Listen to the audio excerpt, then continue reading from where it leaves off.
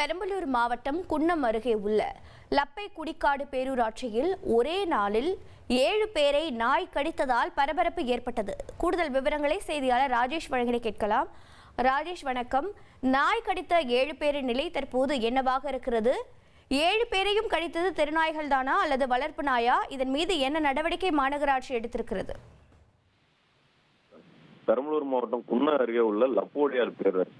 இந்த பேரூராட்சியில பாத்தீங்கன்னா கிட்டத்தட்ட 10,000 குடும்பங்கள் இருக்குது. அந்த 10,000 குடும்பங்களும் அந்த இதுல தான் வசிச்சு வர. இந்த நிலையில பாத்தீங்கன்னா அடிக்கடி நாய் கடிப்பதாக புகார்கள்லாம் எழுந்த நிலையில் இப்போது பாத்தீங்கன்னா அந்த நாய் துரத்தி ஒரு சிறுவனை கடித்து குதறும் இது தடுக்க வந்த அந்த நபரையும் கடிக்க வந்த புட்டு வச்சு இப்போது சமூக வலைதளம் வேகமாக பரவி அது அந்த கோரிக்கையாக எழுந்துள்ளது.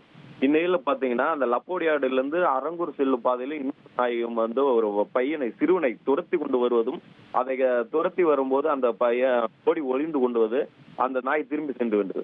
இந்த நிலையில் பாத்தீங்கன்னா லப்போடியார் பேரூராட்சியில தெருநாய்களை வீட்டு நாய்களை இல்ல தெருநாய்களை பிடித்து அதை அப்புறப்படுத்த வேண்டும் என்று பொதுமக்களின் ஏகப்பட்ட கோரிக்கையாக உள்ளது.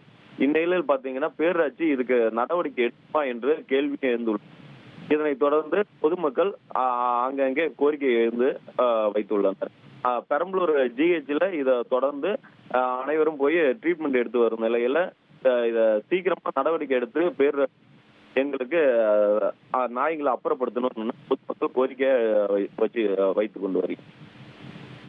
தெருநாய்களை பிடித்து தடுப்பூசி செலுத்தி மீண்டும் இருக்கும் பகுதிக்கே விட வேண்டும் என்று நேற்று உச்சநீதிமன்றம் ஒரு தீர்ப்பை வழங்கியிருந்தது. இந்த நிலையில் ஒரே நாளில் பெரம்பலூர் மாவட்டத்தில் 7 பேரை தெருநாய் கடித்திருப்பது அதிர்ச்சியை ஏற்படுத்தி இருக்கிறது. தகவல்களை வழங்கியதற்கு நன்றி ராஜேஷ். ட்ரெண்டை ஃப்ரெண்ட் ஆக்கிக்கோங்க. தந்தி டிவியின் சப்ஸ்கிரைபர்ஸ் அண்ட் ஃபாலோவர்ஸ் குடும்பத்தில் நீங்களும் இணையுங்க.